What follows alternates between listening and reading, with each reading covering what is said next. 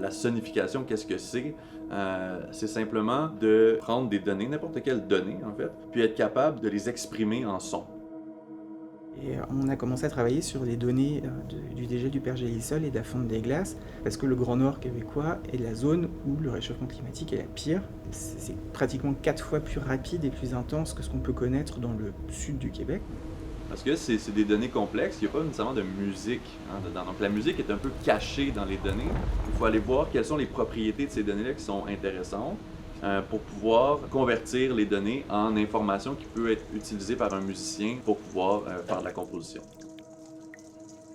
On fait littéralement un P du pergélisol.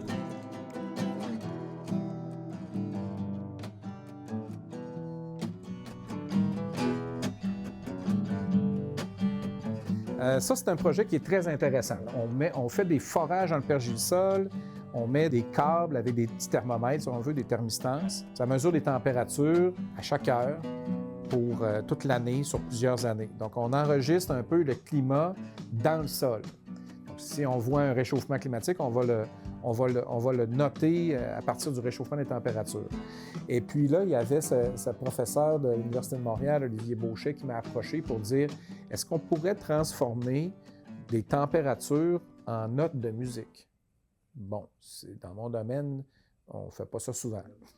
Ben, c'est sûr que je trouvais l'idée un peu flyée, là. Même que quand j'en parle avec d'autres personnes pour leur dire qu'est-ce que je fais, ils trouvent ça quand même un peu flyé. Moi, c'est sûr que j'aime beaucoup quand même faire beaucoup d'expérimentation en vie avec tout ce que je réalise, tout ça. Puis surtout dans le contexte où comment que je le fais avec Joey, où est-ce que, tu sais, avec Joey, on fait de la pop. Veux pas, là, c'est du pop rock. Fait que comment apporter une approche expérimentale avec toutes les données scientifiques, c'est sûr que j'étais willing de le faire. Silaw nonninga nangeng nasiyo Silaw piusinga sukay mayo Silaw okay Silaw piusinga sukay mayo Siko sato atana. Je suis content d'être invité pour ce projet parce que oui, je pense autant comme Inuk, on aimerait ça que le monde nous écoute de plus en plus. Parce que c'est nous qui vivons dans ces climats-là. C'est nous qui vivons dans les communautés du Nord. Puis c'est nous qui vivons dans l'environnement de la froid. Puis si la glace commence de fondre plus en plus, on n'aura plus des communautés qu'on voit aujourd'hui ici 30 ans, là, parce que l'eau augmente de plus en plus, puis ça donne une inondation. Puis pour nous, on essaie de faire très attention là-dessus. Les données, ça ressemble en fait à ça. Donc, on voit l'effet des saisons sur la température. Donc, évidemment, au début de l'année, c'est froid. Puis, quand arrive l'été, on a le pic de température et ainsi de suite. Le site qu'on a choisi, ça ressemble à ça, c'est court, sur une période de 1993 à 2022-2023. On a choisi ce site-là parce qu'il y a une dynamique qui est intéressante quand même. On voit une progression d'augmentation de la température dans des bons niveaux de profondeur. Et on voit aussi un indicateur des changements climatiques, c'est la plus grande variabilité des températures. Donc, on voit que le passage au-dessus de zéro se fait de manière de plus en plus fréquente avec la ligne bleue ici. Donc, ça, c'était des données qui étaient intéressantes pour aller sonifier puis utiliser ces marqueurs-là comme éléments dans la sonification aussi. Fait que c'est la température qui change, ça, c'est tout le cycle au grand complet, tu sais. Fait que moi, en fait, ce que j'y ai demandé, c'est que le C, ça ici, ça, c'est le 0 degré. Dans les premières années, il y a 25 ans, ça restait en bas du 0 degré. Fait que ça serait vraiment important de commencer calme. Ça hit, mais ça hit de plus en plus fort aussi, tu sais.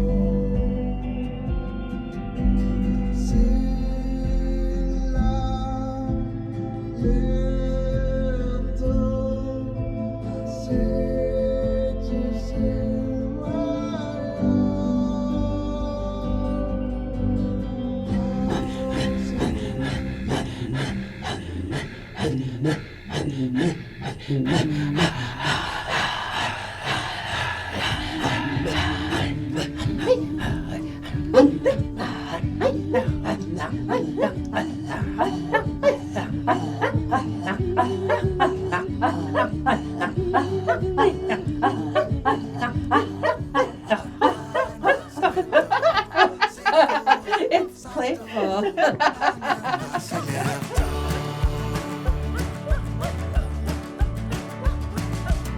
Silaw piusinga ayo gaito. Silaw piusinga atiu ngito. Silaw piusinga nangyang nato. Parle de quoi, ça? Je me prétends que je suis sur la glace. Puis la glace elle commence à être plus mince, puis ça devient dangereux.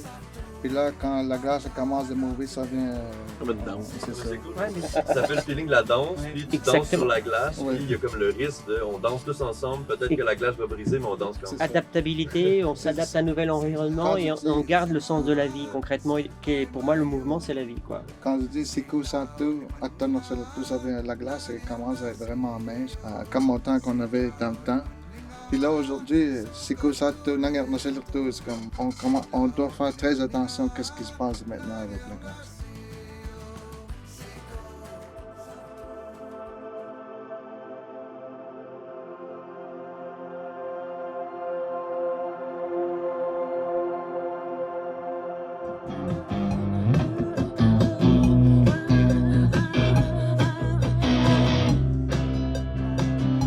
So I felt like a little melody. I'm not sure if it's right.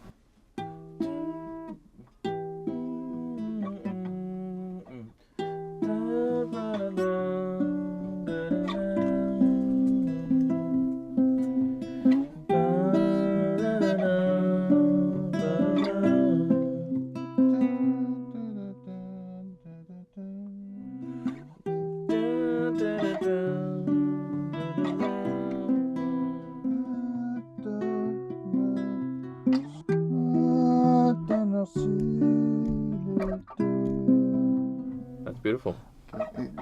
Our land is starting to melt Yeah. earlier than expected.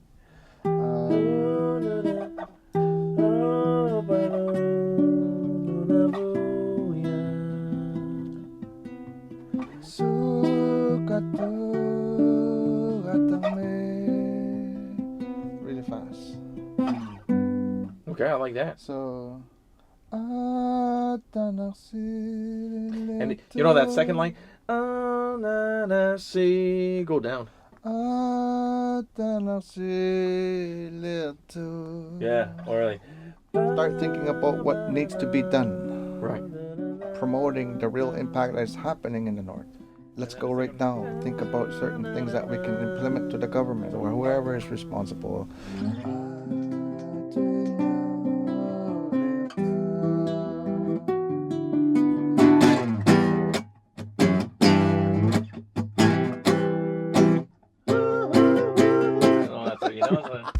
Get into right.